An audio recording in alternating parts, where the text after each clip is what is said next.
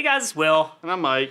Welcome to First Watch, the show that's part review, part reaction. Hey look, it's Killzone. Fans of Hong Kong cinema probably know what this is. This is a very well-known movie. It's Donnie Yen and Sammo Hung, who are both hugely famous. Mm-hmm. And Sammo Hung, if you're unfamiliar, was in a bunch of those movies in the 80s with Jackie Chan, and also actually directed a ton of movies in the 80s and 90s, and also some stuff in the 70s. He's been around forever.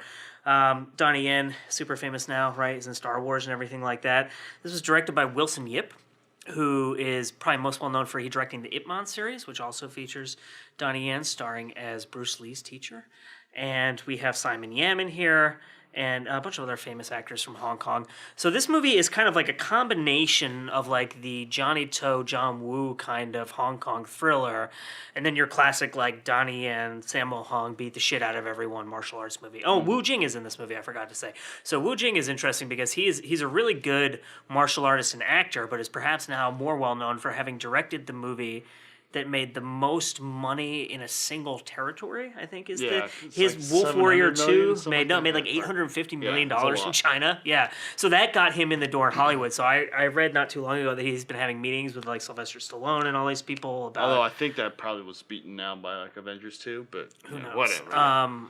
Scott Adkins was in those movies. I think the Wolf Warrior movies maybe. Yeah, he was, yeah. But so this movie is it's a very simple setup. So the title for this in Cantonese is Shao Long, which is a reference to like Chinese astrology and kind of the idea of depending on how the stars are aligned, people could do very good or very bad things.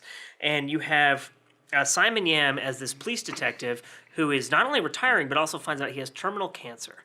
And he has adopted this girl whose parents were witnesses in a trial against the Sammo Hung characters, like the big bad triad guy. And he killed the parents, and so the cop adopted the daughter. And there's a lot of stuff in this movie about parents and children. So like Simon Yam has the adopted daughter, Sammo Hung has an infant, like his kid newborn. is like 100 days old or something like that. And then one of the cops has a daughter that he's estranged from, who he might be reconnecting with because she recently moved back to Hong Kong. And there's another cop who he's kind of estranged from his parents and maybe decides that he should like take it upon himself to reconnect with them. And Donnie Yen plays a new guy who's coming in to replace Simon Yam. So Simon Yam and his team have decided that because Simon Yam is dying of cancer and he's retiring, they're just going to go fucking ham on Sammo Hung. And instead of, they've been trying to arrest him for years, and instead of trying to arrest him or set him up for crime, they're just going to go ham, they're going to kill people. Like, it's like a really dirty, dirty cop. I mean, it mostly takes place in like one day. Yeah, they're going to do whatever they need to do to bring him down, whether that's like planting evidence, concealing evidence. Like there's a video. They beat up that guy with Down syndrome. Yeah, like a video emerges of Sammo Hung beating an undercover cop, but not delivering the killing blow. Someone else shoots him, right? Yeah. But they get that video and they basically remove that bit, so it looks like Sammo Hung killed this guy because they don't really care. They just want to bring him down. And like in one sense, it's like they're dirty cops, but in another sense, it's like they are bringing down this really bad dude. So it's like, you know, some people will be pro, some people will be against, but you know, nothing works out really well for them, right? But it's not really it's not really. It's an interesting movie because it's not really plot driven, right? Like you basically have the setup of we want to bring this guy down, and then it's all taking place like as it's unfolding, basically. So it's basically just people reacting to acts of violence that get increasingly more and more violent. And the last like, I would say 30 minutes of this movie is just fucking insane. Yeah. It was really, there's some really cool violent, and it has, well, I've seen this movie several times. We should let Mike talk about this because he's never seen it. I'd never seen it before, but I really liked it a lot. There's some really cool fight scenes, especially like you said, towards the second half of the film, towards the last third, whatever. The alley fight between Donnie Yen and Wu Jing with the. And Wu Jing's got his I think he has like what? He has a knife, right? Or two knives, something like that. And then Donnie Yen has like a baton almost, right? Mm-hmm. And they're just fighting, and then there's like shots of like him cracking the guy in the head. It's just brutal. But for me, a very violent movie. For me, the best part was the final fight with Sammo Hung and Donnie Yen because the differences in size, and like Donnie Yen, you see him and you're like, this guy's a good martial artist. I believe it. Sammo Hung just a big old fat bastard with an ass that's like as wide as he is tall.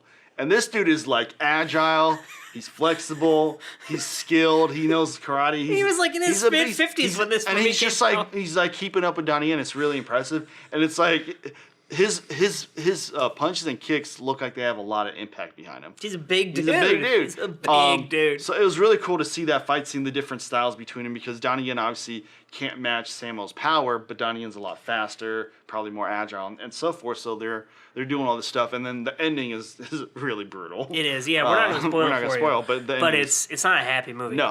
And it's part of a series. So we've watched 2 of the 3 movies, and we're going to do all 3, and we're going to do episodes on all 3 of them.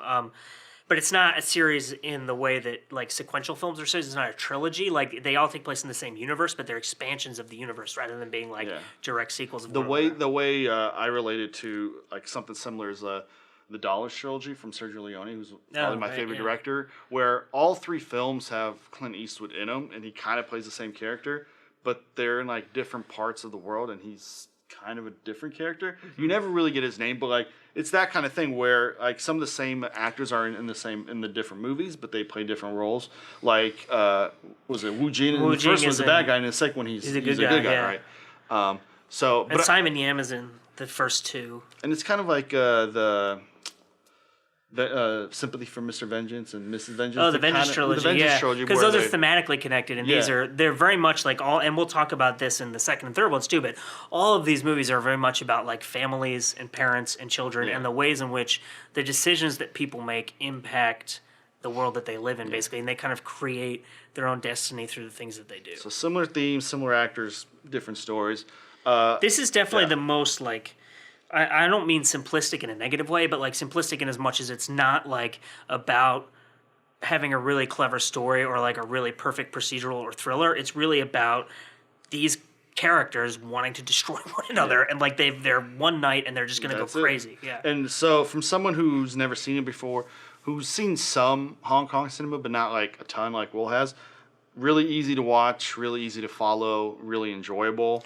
I would say if like you've never ventured into Asian cinema, this would be a great film to start with, because it felt like a Hollywood movie to me, just, a martial arts film from Asia. But really cool. You'll recognize some actors, really fun. I don't know. Yeah, great. Check it out.